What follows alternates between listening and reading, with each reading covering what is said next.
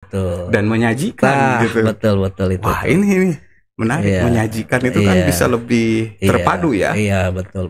Tidak semata-mata teks. Teks tidak hanya bentuk teks itu, alternatif penyajian pengetahuan itu bisa dalam bentuk lain, gambar, infografis dan lain sebagainya lah, audio, video.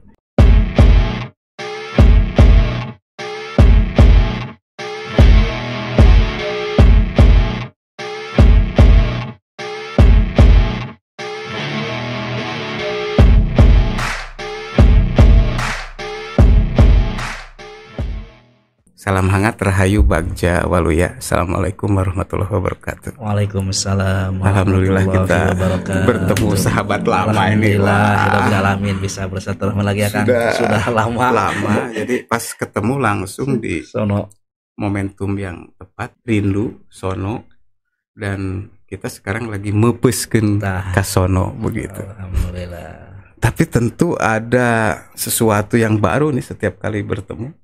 Dengan Pak Caswita ini bukan baru kali ini saja, betul. Tapi kita sudah lama ya, dari mulai membangun forum guru menulis begitu. Dan sekarang Pak Caswita sudah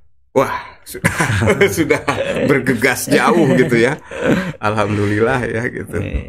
Sehat ya? Alhamdulillah Kang Nudi, alhamdulillah alamin. Tentunya saya bahagia, bersyukur, dan ini merupakan anugerah Kang bagi saya. Setelah sekian lama kita tidak ketemu ya, apalagi waktu musim Covid. Sama sekali kita break, tidak ada kegiatan apa-apa. Silaturahmi juga hanya via telepon, chat, dan via lainnya gitu. Alhamdulillah sekarang bisa ketemu langsung ya Kang.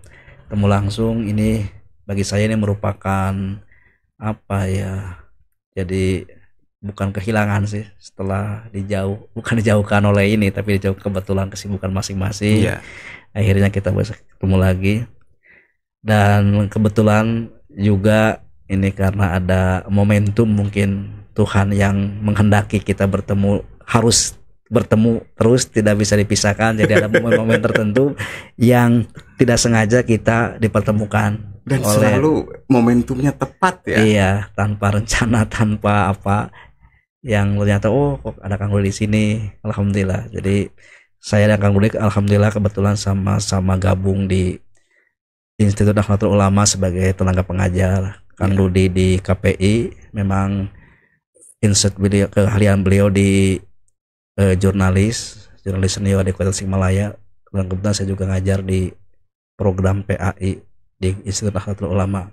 Sekali lagi Kang, terima kasih atas kesempatannya, undangannya di sini.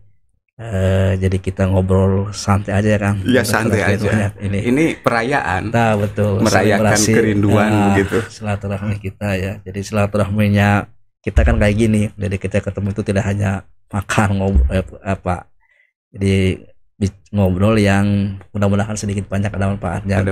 Terutama untuk saya yang masih banyak belajar ke Kang Rudi gitu. Ya sama-sama lah. Kalau masalah belajar itu sepanjang hayat. Saya juga banyak menemukan hal-hal baru, dan itu anak-anak muda sekarang itu sudah pada jauh lah. Betul Kang ya. Jadi kita ketinggalan apa ya namanya, ketinggalan kecepatan kalau memang musimnya, zamannya itu memang seperti itu. Jadi bukan berarti kita tidak boleh atau tidak harus mengajar mereka, minimal ya kita bisa mengimbangi dari generasi milenial yang saat ini sedang lagi tarik-tariknya berkembang di dunia seperti ini gitu ya. Dulu kita juga sempat sih ya berhimpun gitu, membangun ekosistem. Betul. Di ekosistem media sebetulnya ada forum guru menulis dan konsentrasi ke teks ya, tulisan. Betul teks. Guru menulis gitu. Nah, sekarang ternyata menulis itu harus lebih diperluas nih. Dalam bentuk berbagai bentuk ya. Iya, betul. Tidak saja menulis, membaca, tapi sekarang kita harus memirsa dan menyajikan gitu. Betul itu. Wah, ini menarik. Menyajikan itu kan bisa lebih terpadu ya. Iya, betul. Tidak semata-mata teks, tapi juga ya desain grafis, audio, video, gitu. Infografis dan lain sebagainya. Nah, kebetulan sekarang kan lagi marak gitu. Betul Kang. Jadi gini, Jadi kita menyampaikan pesan itu kan betul seperti yang disampaikan Akang tadi. Jadi kita kan sebelumnya kepada teks yang disiapkan untuk menyampaikan pesan, banyak pesan. Nah sekarang kan sudah beralih, jadi tidak harus teks ketika menyampaikan. Misalnya contoh, ketika kita menjelaskan tentang sholat gerhana matahari. Jadi ketika dengan teks itu kadang-kadang orang itu literasinya juga terbatas, malas baca dan lain sebagainya. Tapi ketika dibentukkan dalam bentuk format lain, misalnya audio, video, infografis dan sebagainya, akan lebih mudah menangkapnya. Jadi artinya bukan berarti menghilangkan teks, tetapi teks ada, kemudian bentuk lain penyampaian pesan juga penting di era digital seperti ini. Banyak yang harus kita ikuti dari perkembangan seperti ini. Teks itu sebagai fondasi dasar. Betul ya, fondasi awal, fondasi dasar. Memang itu harus ada, tapi kan tidak hanya bentuk teks itu, alternatif penyajian pengetahuan itu bisa dalam bentuk lain, gambar, infografis dan lain sebagainya lah, audio, video. Kemudian juga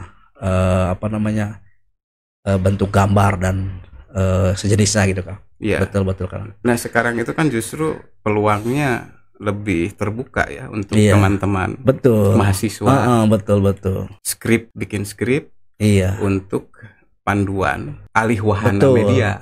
Semacam modulnya itu dibuka, modul manualnya, modulnya. Harus ada naskah kan? Betul. Bikin film juga kan? Betul, segala macam. Tidak lepas. Betul kan, seperti kita kan di kampus ya kan, di dosen akan juga dosen, saya dosen. Itu betul harus ada naskah teks. Namanya itu kita terkenal dengan RPS ya kan.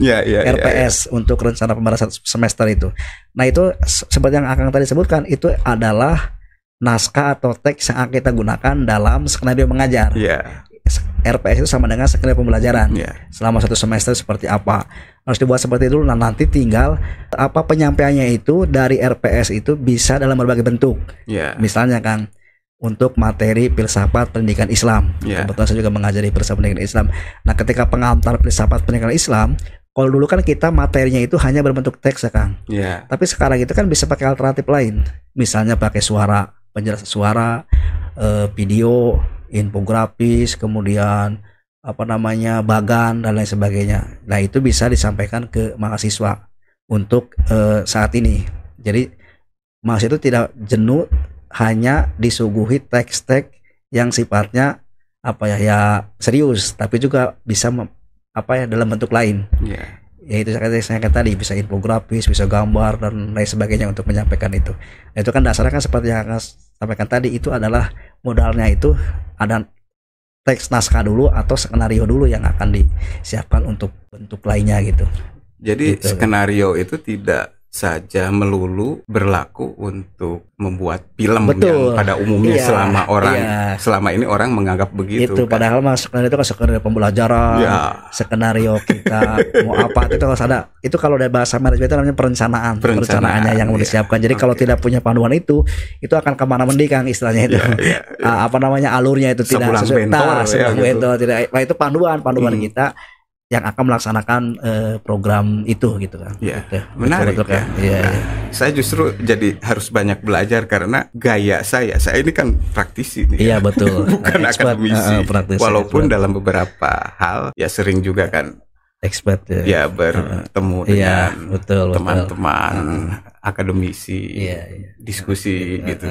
Nah, ternyata memang ada irisan yang sama. Pasti kuat gitu. Itu ada irisan sama. Jadi misalnya Kang di pendidikan kita kan setelah era pasca Covid ya Kang.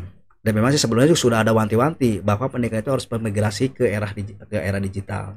Sebelum Covid itu juga seperti itu. Cuma kencengnya itu ketika ada Covid. Kalau ada Covid, mau tidak mau terpaksa guru itu bisa tidak bisa, suka tidak suka harus terjun atau menerima menjemur nyemplung ke dunia digital. Kalau dulu masih asa-asa, hanya beberapa orang aja yang mau di dunia digital. Tapi ketika sudah seperti itu, mau tidak mau harus dipaksa untuk bagaimana kita mengelola literasi digital itu kuat. Nah, misalnya Kang, dunia pembelajaran dulu guru itu hanya menyiapkan materi bahan ajar. Sekarang mah tidak cukup dari itu Kang, harus punya video pembelajarannya.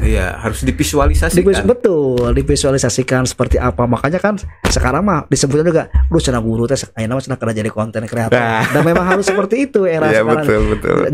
Itu alternatif ketika anak mun ieu mah ketika malaweung di kelas itu kan bisa punya belajar alternatif. Guru saya di YouTube-nya ada, di apa segala, bahkan sekarang mah kecenderungan itu bagaimana guru itu bisa memanfaatkan semua platform media itu untuk pembelajaran. Jadi memang awal-awal putar-putarnya jadi TikTok kan dianggaplah kan hal yang negatifnya aja. Padahal sekarang itu TikTok itu bisa dijadikan media pembelajaran, bisa dimanfaatkan untuk pendidikan, bisa dimanfaatkan untuk dakwah, bisa dimanfaatkan untuk hal-hal yang positif. Kantoran YouTube, kemudian Instagram, Twitter kan media-media yang bisa digunakan untuk pembelajar itu. Jadi kan gitu ya Kang, video itu kan betul Kang, ini kalau salah koreksi ya. Jadi kan media kan kumaha urang nu nganggona. Mun ieu mah naon namanya nilai. Jadi di kumaha ge bebas nilai. Mun urang dibikin bagus nyebar pisaunya Kang. Digunakan kejahatan bisa, digunakan kebaikan bisa, sama media seperti itu. Jadi ketika kita memandang media itu jangan langsung cenah nanti jaroget naon cenah buka aura segala macam. Tapi sisi lain kan ada nilai positif. Ketika itu menjadi tren, banyak digemari anak-anak, kenapa tidak kita yang ngisi kontennya? Betul. Upami dibiarkan akan lebih banyak negatif jogedan gitu. Makanya kita hayu bersaing, berebut, berlomba-lomba dengan secara negatif konten yang kurang mendidik dengan kita yang konten mendidik itu kan yang ketika mereka bikin konten sehari 7 kita 12 terus bersaing kan di dunia digital kan seperti itu ya Kang, bukan menit hari lagi cepat ya, perkembangannya itu kan cepat seperti itu. Nah jadi itu suatu keharusan kan ketika para pendidik, dosen, guru itu untuk memanfaatkan berbagai media yang ada untuk pendidikan. Jadi kan pendidikan kan ada prinsip joyful learning ya. Jadi bagaimana pendidikan yang menyenangkan. Ya ketika ayeuna anak-anak sekarang resepna eta, ya kenapa kita tidak mencoba pakai itu supaya dididik oleh anak-anak kita atau teman-teman mahasiswa gitu Kang. Oke, jadi artinya platform digital itu netral. Betul. Sebagai instrumen. Betul, instrumen. Tergantung kita mengisinya. Seperti halnya gelas ya. Betul. Kalau mau diisi anggur, jadi anggur gitu ya. Kalau diisi air teh tuak jadi mudarat kan, memabukkan begitu. Oke, clear, paham nih. Jadi kita jangan alergi juga ya. Betul, malah kita harus terlibat di dalamnya, masuk mendalami masuk. Jadi misalkan gini ya, udah saya kan juga ngajar di ada ngisi kuliah di S1 PJJ pendidikan jarak jauh dulu Kang. Itu yang namanya pendidikan jarak jauh PJJ haram, tidak boleh ada kelas PJJ jarak jauh. Kemudian ada satu perguruan tinggi negeri yang diberikan legalitas, hanya perguruan tinggi itu yang boleh melaksanakan S1 PJJ. Ayeuna mah hampir saya kampus ke hybrid learning, S1 PJJ, betul. Kemudian blended learning dan lain sebagainya. Berarti kan itu memang suatu keharusan kita ke situ. Bahkan sekarang kampus-kampus dunia kan top kan banyak buka cabang di mana-mana gitu ya. Yang di kampus Amerika buka di Bali, di Jakarta, di mana itu kan menggunakan sistem seperti itu untuk walaupun terlepas dari kelebihan dan kekurangannya, itu kan suatu hal yang wajar. Setiap hal juga pasti memiliki kelebihan dan kekurangannya. Tapi yang pasti dunia digital itu tidak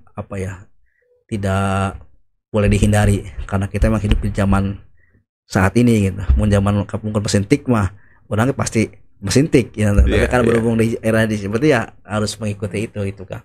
Dan salah satu cara mensyukurinya ya kita juga langsung ya menggauli ya. Betul, harus terlibat di dalamnya. Betul, harus terlibat.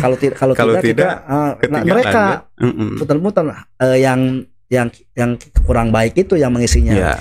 Misalnya jangan jauh kan, contoh yang lagi trending kita kan ada aplikasi hijau itu kan ini, tapi kan itu bukan karena aplikasinya yang ini, tapi penggunanya.